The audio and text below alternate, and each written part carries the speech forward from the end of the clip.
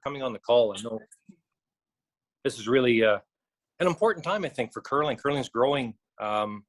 It's one of the fastest growing sports in the whole world right now. And to have a worldwide players group, association, union, call it whatever you want, a players group, men and women, top players, tier 2 players, tier 3 players. I think it's really important that everybody be able to get their word out. The structure of such, obviously I was involved back in the 1990s getting something going here in Canada.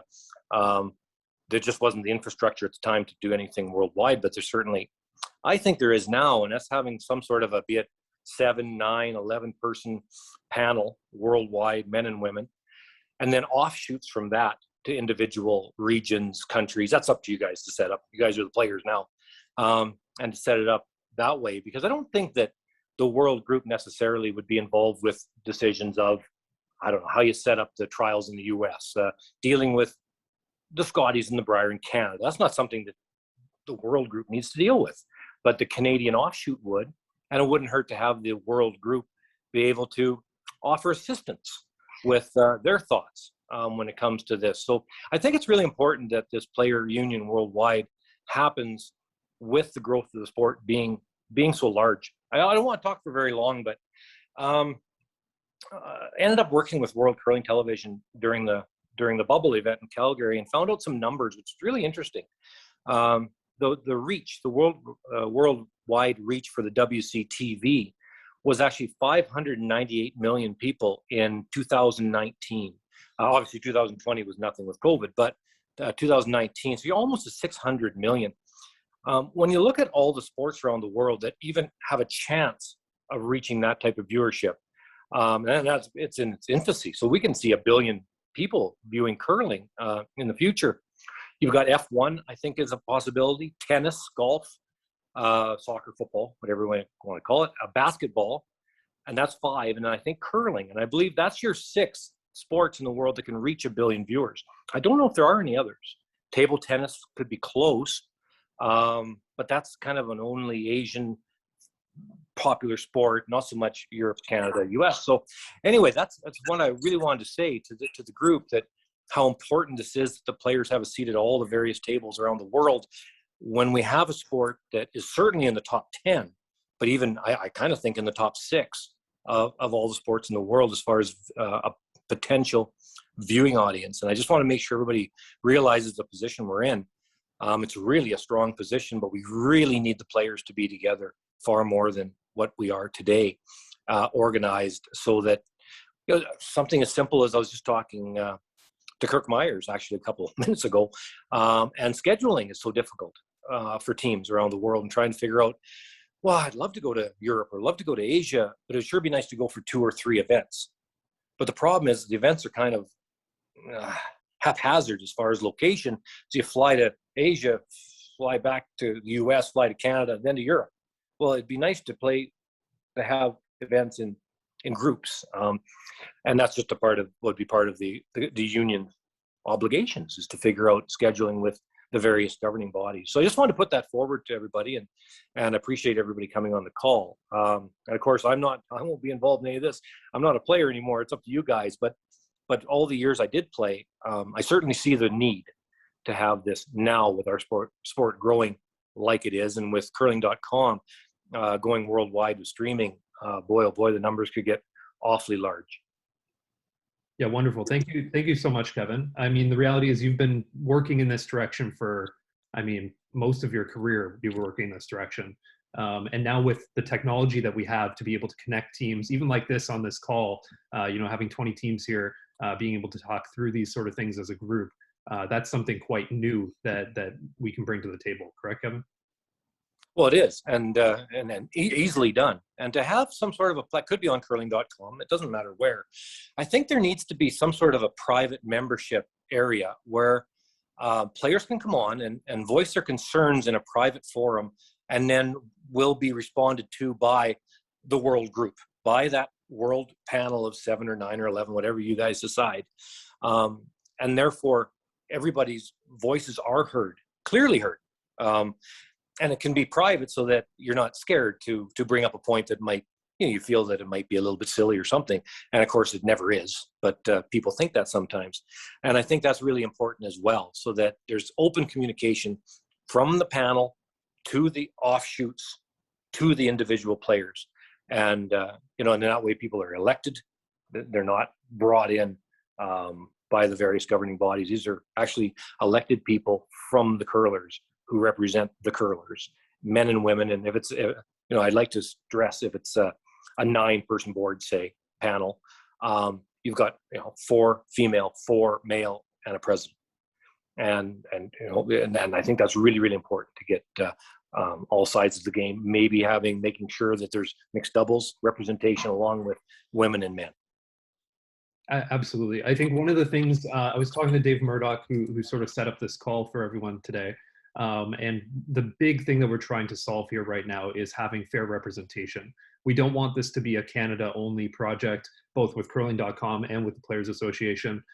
We want world input. We want everybody to be able to have their voice at the table. We really want everyone to approach it with a bit of a clean slate and bring their ideas forward as well.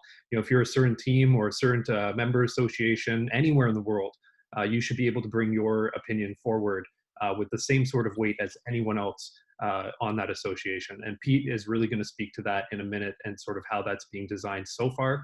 And then we really are going to hopefully get some input from everyone that's on this call towards the end with a little bit of question and answer, and we'll get into that.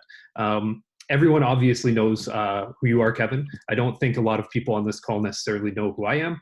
I have been working the last few months throughout the summer building out curling.com.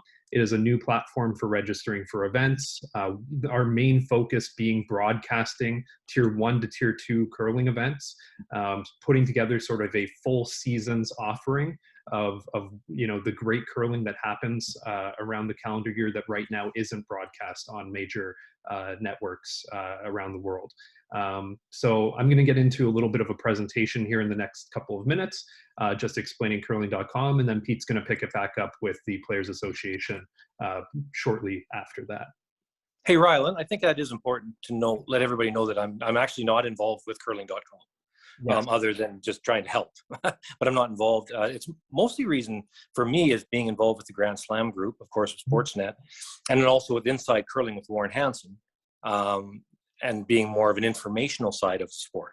So that's kind of the ecosystem that I see going forward is, yes, television, but also streaming, information, World Curling Federation, with Grand Slams, of course, that involve teams all over the world. That's kind of the group that we need to sort of have all together with the players to move everything forward at just a wonderful time in our sport. Yeah, that's exactly correct. Can you see the curling.com on the screen here? Yeah. Perfect. So again, this presentation right now is going to be focused around some of the stuff we've been working with World Curling Federation. We have been working with national broadcasters here in Canada on getting some of this streaming in place. To give everyone a little bit of a background, I met Stu Sankey last year at one of his events, and we immediately started putting together some stuff for streaming. We put together a Stu Sells Cup, which brought all of his Stu Sells series top tier events together in a point series that was going to be giving away a car to a top team last season before COVID hit. But previous to that, we were able to do some streaming.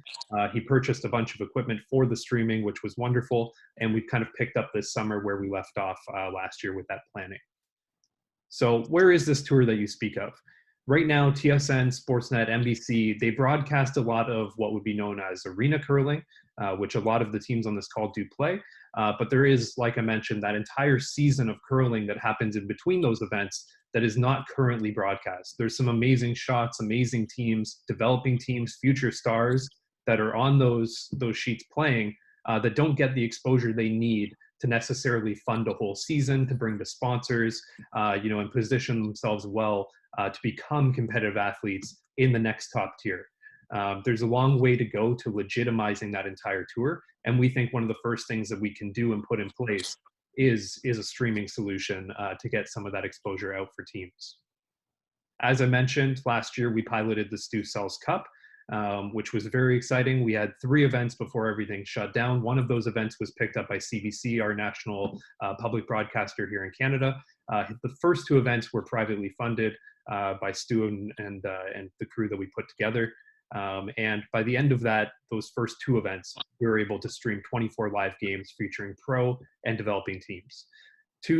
Once we had all of the streaming accounted for, we had 283,312 unique views over 1 minute, and we had 962,221 total online impressions, as in total views for that stream. The top markets that we found quite interesting were North America. We had a lot of representation from the States, but we really had a lot of people watching worldwide. Pacific Asia was a very interested market, and Europe as well was there watching a lot of that stream, which was really exciting to see, because it was really just those tour teams that were playing that were pushing it out. We weren't spending a lot of money on marketing or anything like that. It was just, essentially organic viewership. Going forward, we'd like to see a whole bunch of other events included in this project. We believe if we can put those events together, it would look a lot like never missing a moment. Fans could finally get the entire curling story. We could show the entire tour as teams battle their way all the way to the national and world championships, all the way to the Grand Slam events, all the way to those top tier events that are being broadcast at this time. Going into that, we realized there would be a few different problems we'd have to solve. In particular, here in Canada, a lot of our clubs require an update to infrastructure. These are very old buildings. They aren't necessarily set up for rigging a lot of cameras. The internet is not necessarily the greatest. So these were things that we had to tackle as a group this summer and find some ways around. Our target clubs going forward need to have some of those things in mind. And we expect to expand this beyond Canada. We expect to expand this to European events, to world events.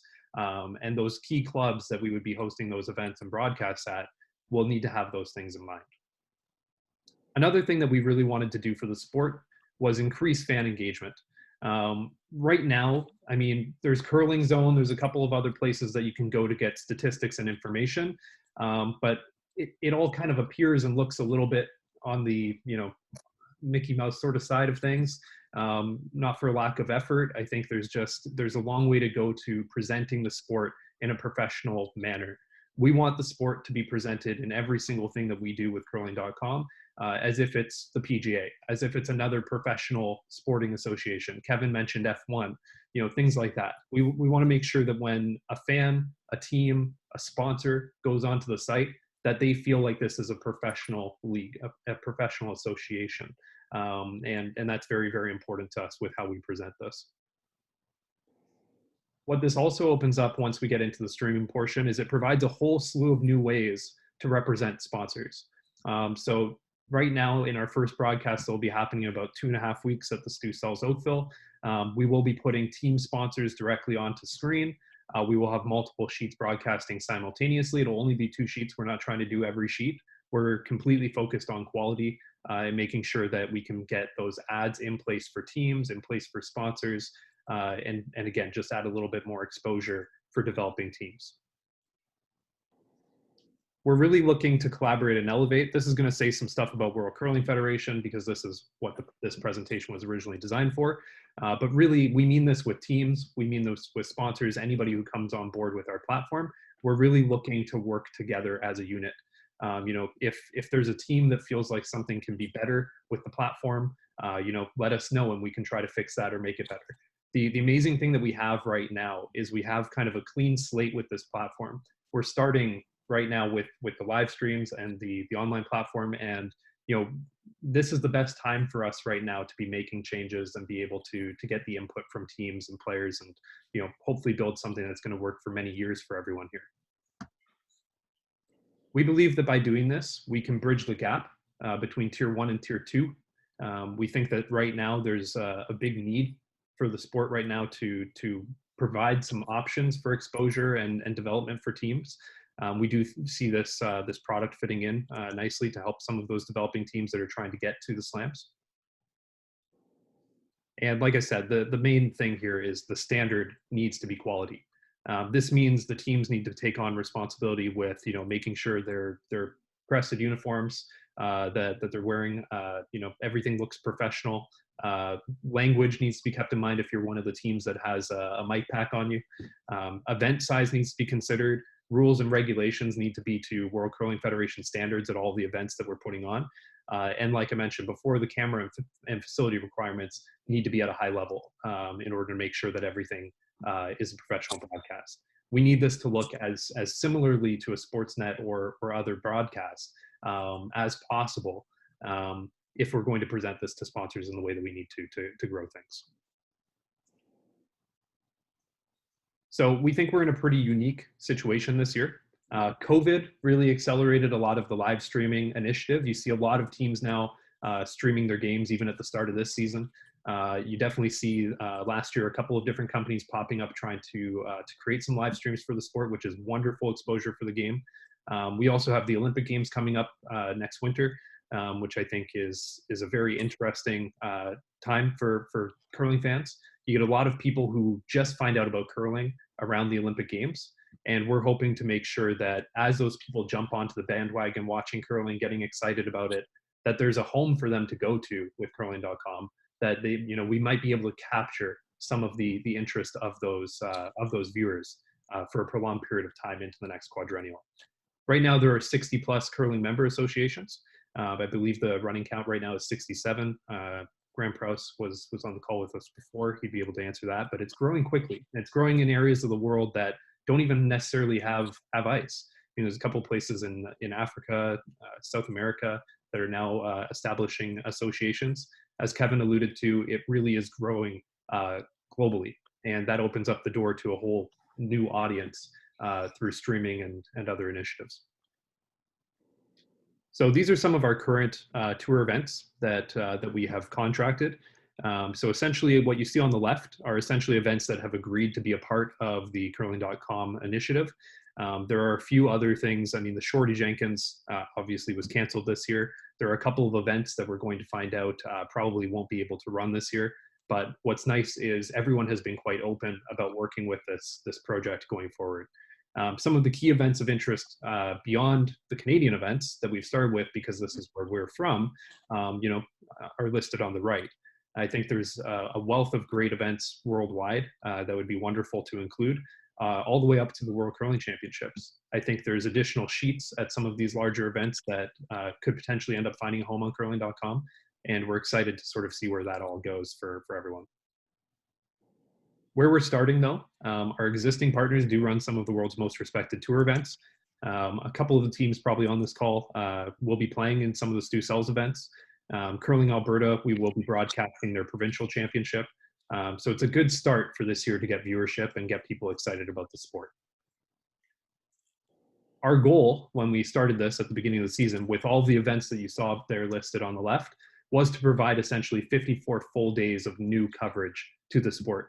You can think of this truly like the regular season of curling.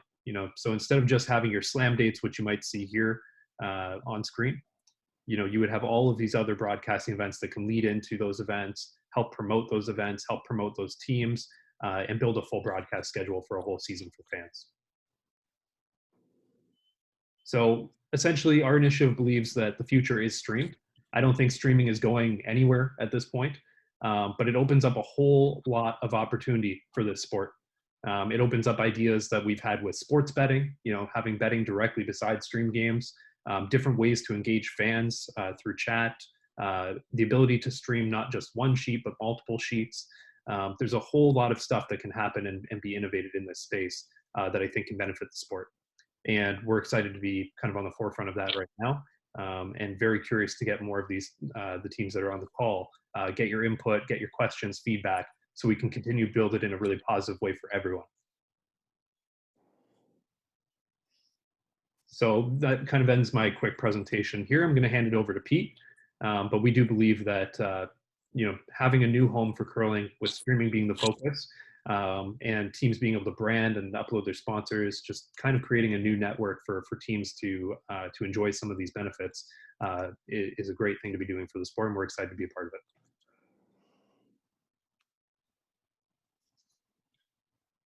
Hello, everyone. Yeah, I'm strongly in the corner of curling.com. When it first was brought forward. I think people saw it as a battle between Curling Zone and Curling.com, and that's just clearly not the case. I think you have a much different, much better product here. It's far more professional. There's money behind it. I've heard the graphics and everything are already there. The scores will be done up to date. The proper event will be done at the right time. I just think it's where the sport has to head in terms of professionalism, which is not to badmouth Jerry. Jerry has done some amazing things for the sport and will continue to do so. But when I weighed the two options when it came to streaming, it just was not close. I talked to some events for Jerry's system. My brother runs an event. His club is going to have to pay $40,000 to install the equipment, which is literally insane. No curling club has that money, let alone after a pandemic. So financially, it made no sense for the clubs. The curlers were going to be charged. So we're in a far better direction here. So that's my 2 cents on that. As for the Players Association, we are ramping things up again. There was obviously a break during COVID. I talked to a few of the teams from Europe before COVID, but we're up and going fairly strong again. I put an email out last week to a lot of the teams. I missed a couple about having one rep on every team. I'm going to give you my email right now for if you don't have it. So get a pen, pencil ready. It is peter.stesky@raymondjames.ca. If you could email me somebody from every team on this call, that way I'll have your name in my database and be able to contact you with more ease. We're going to form a temporary board to work with the slams. And it turns out we didn't have to, and it just shows you how much the slams are on side with the curlers. There was going to be maybe some small changes that would have turned out to be huge changes for the slam events. Only 6 qualifiers, playing pools, but not playing teams with in your own pool. So Jen and Christy talked to a few of the players and got some feedback, and that has now, as you probably know, already been changed to triple knockouts, which are the cleanest event you can run. 16-team triples, you win 3 games before you lose 3 games, and you qualify, 8 teams qualify. So congratulations to the slams for that. And again, it just shows you the power of having the players unified and having a voice at the table. We can make positive change.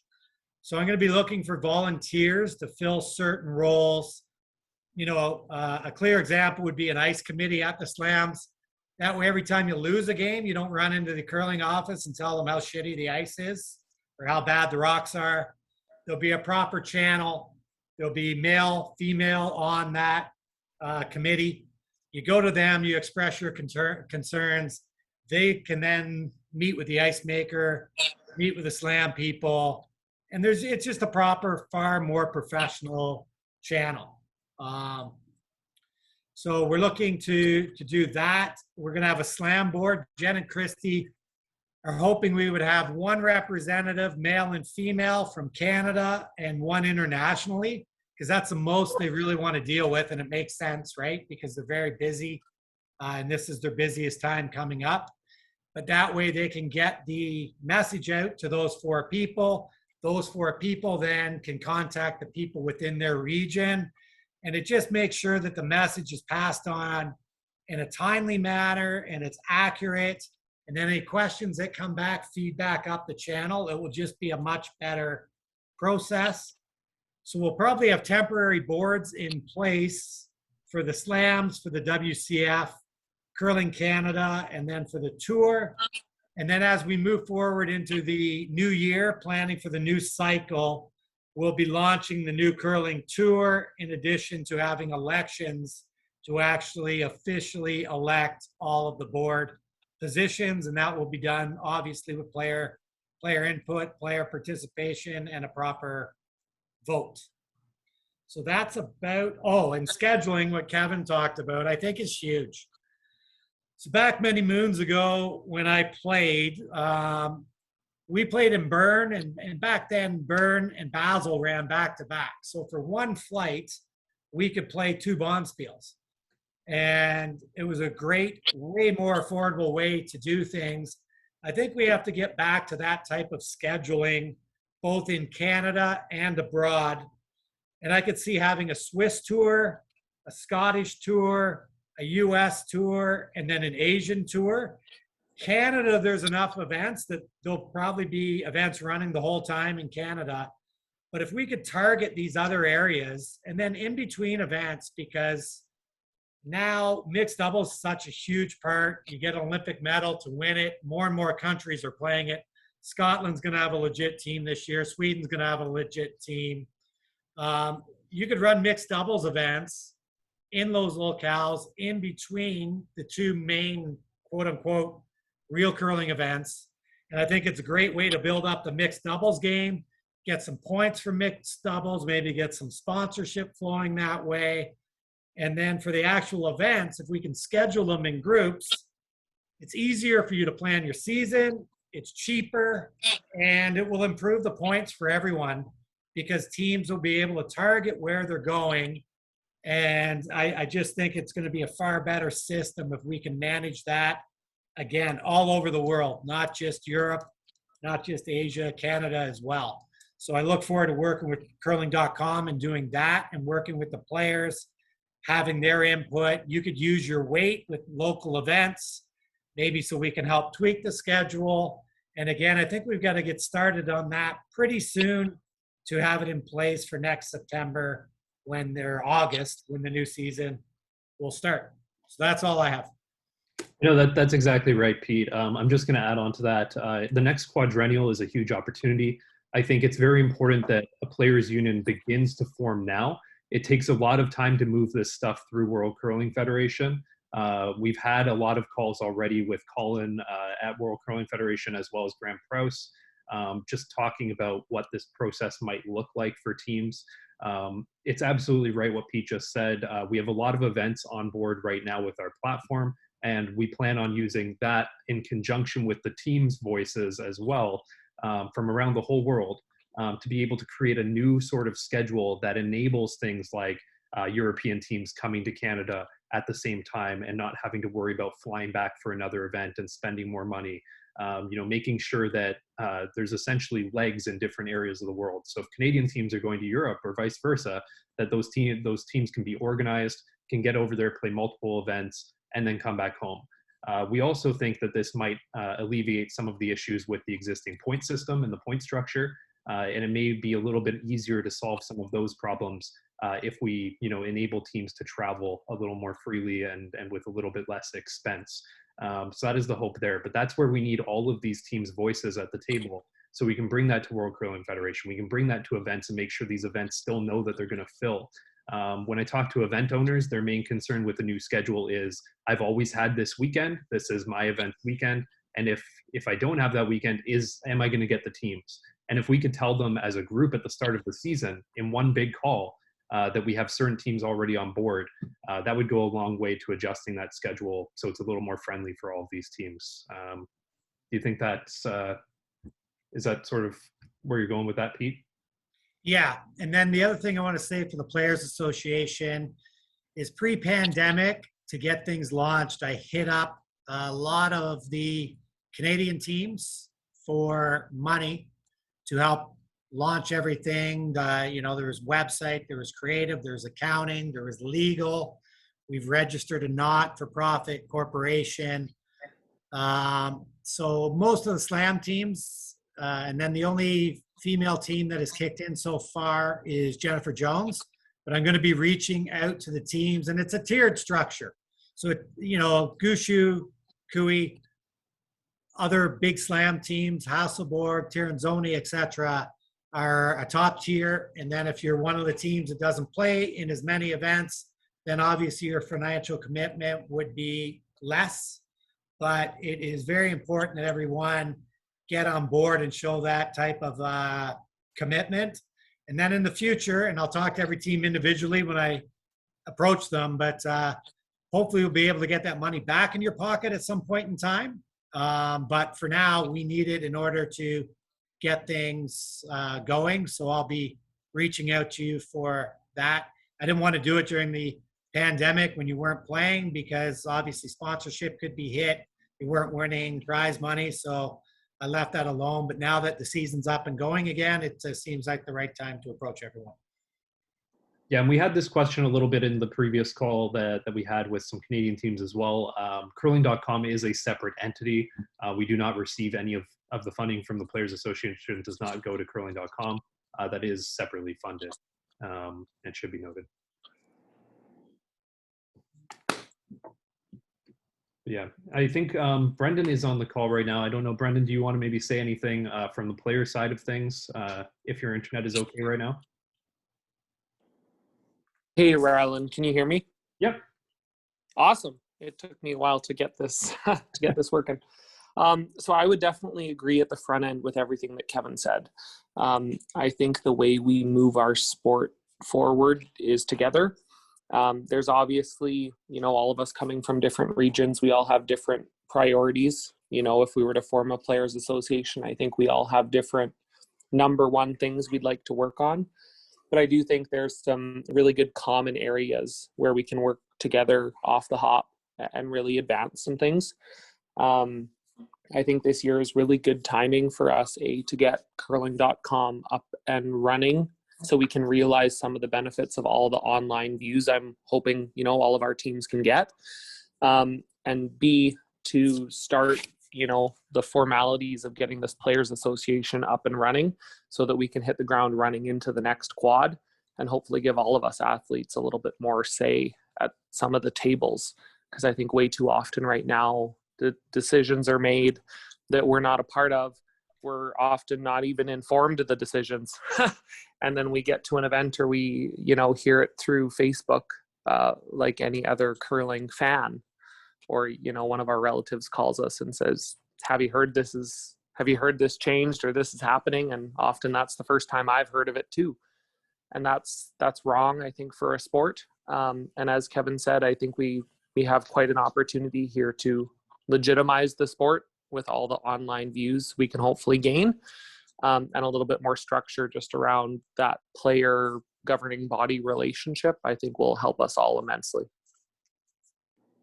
Wonderful. Thank you, Brendan. I mean, really the point there being we need to build something that is dedicated to the success and well-being of players both on and off the ice. Curling is really a sport is nothing without its players. And I think as curling grows into a broader, more professional global sport, there will be more than ever a need for the players to stand together with some of these decisions and make sure everybody's on the same page. It'll take a lot more than just winning on the ice and eyeballs on the screen to get that to happen.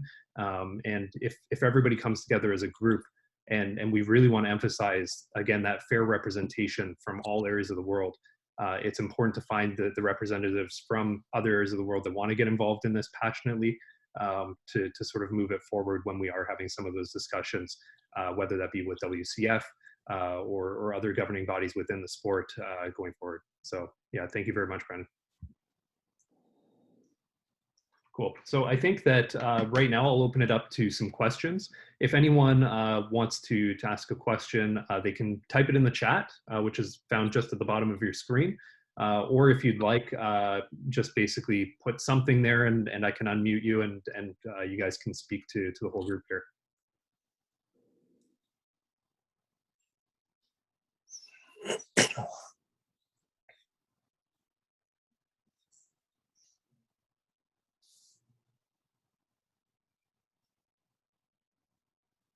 Any questions? Oh, here we go. From Benoit, we've got, what are the next milestones you want to reach until the first slam starts? Pete? From a PA perspective, I'd like to, again, collect some money from the teams. And then from a structure standpoint, I would like to have some of these committees in place.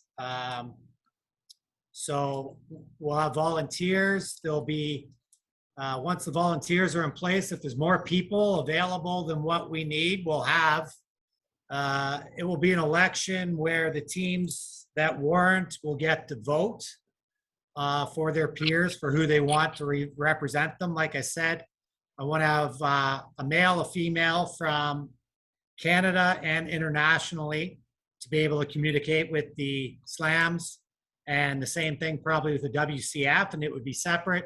It would not be overly time consuming. I'm sure there'd be the odd phone call maybe, or like a call like this that you would have to jump onto. But I would like to have all of that infrastructure in place heading into the first slam, like before the first slam.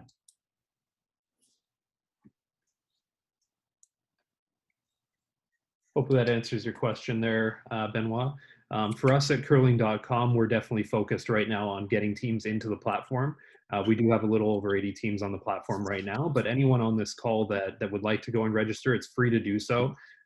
Just getting your team information in there so we can contact everyone next year a little more simply about the schedule, and being able to see some of the stuff with the stream. If there's any way for a team in this call to help support that and send it out to their following, that's really all we're looking for this year.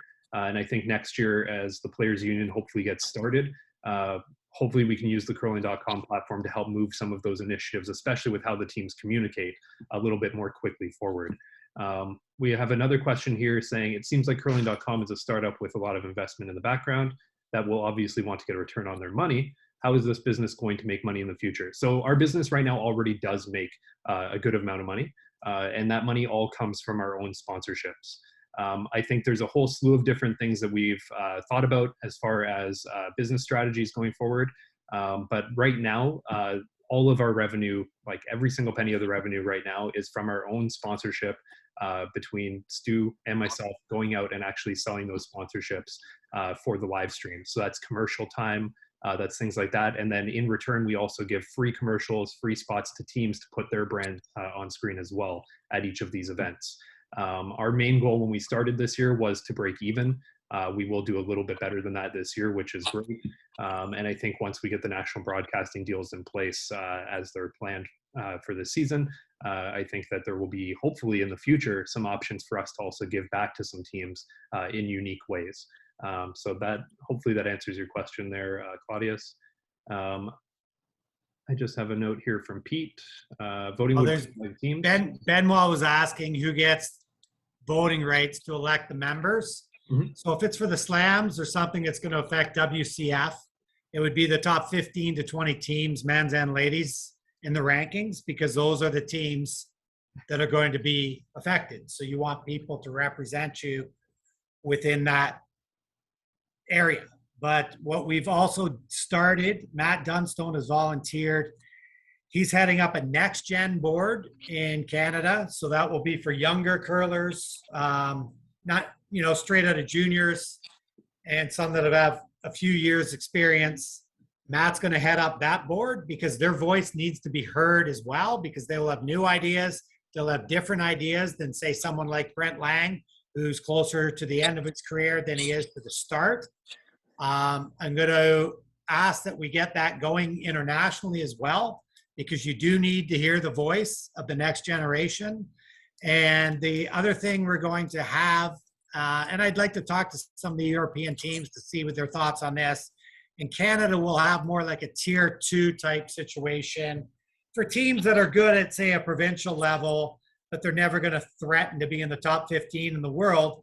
We still need those teams, and we need to help those teams, because that's how you guys get paid at the top. You need teams like that to pay their entry fee, because that's whose money you're winning.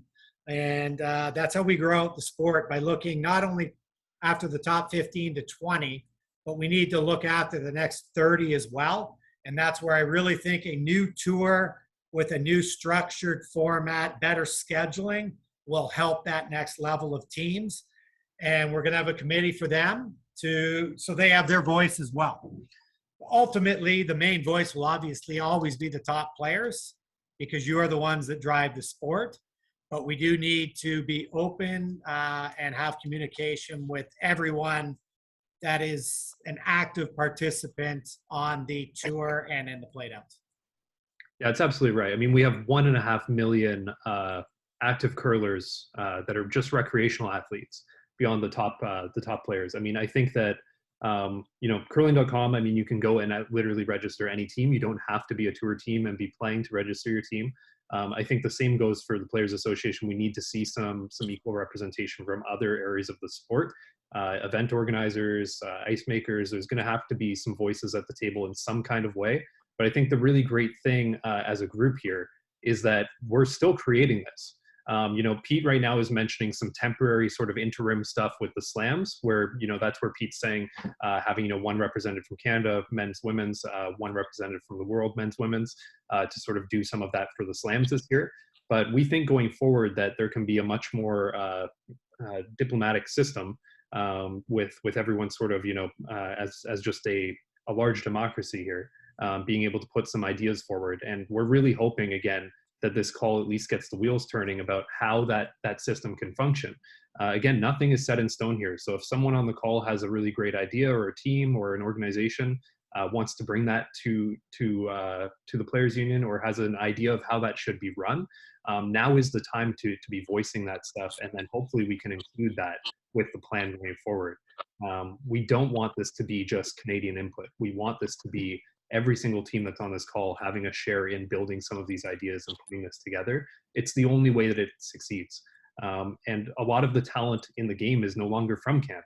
You know, there are great events here, and there is great talent here and a lot of players here, but you know, there's a world interest that is taking shape very quickly. And I think that it's important that all areas of the world are covered with what we're doing.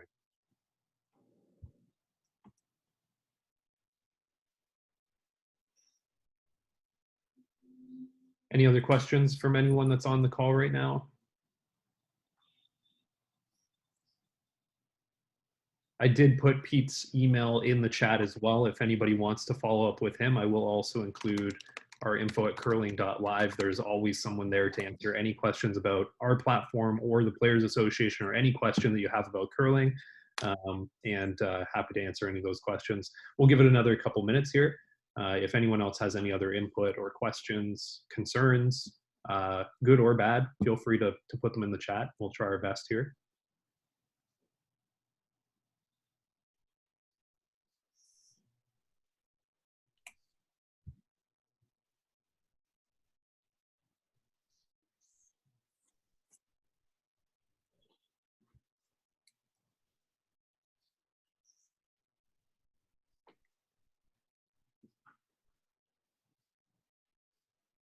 Kevin, do you have anything else to add? No, I think that was really information, a lot of information out in that meeting. So no, I don't. That was excellent though. Awesome, thanks very much. Definitely want to thank Dave Murdoch for sending out the invite to everyone. Unfortunately, couldn't make it in here, but we will send him the recording so he can get out to any other teams. So if anyone does want to get a copy of that recording, by all means, reach out to Dave. He will have that link as soon as I can get it to him, probably in the next day or so. And you'll be able to watch that, make some notes. Again, we'd really like to hear from these teams, even if it takes you a month or two to get back with some ideas or information. We will take all of that stuff into consideration.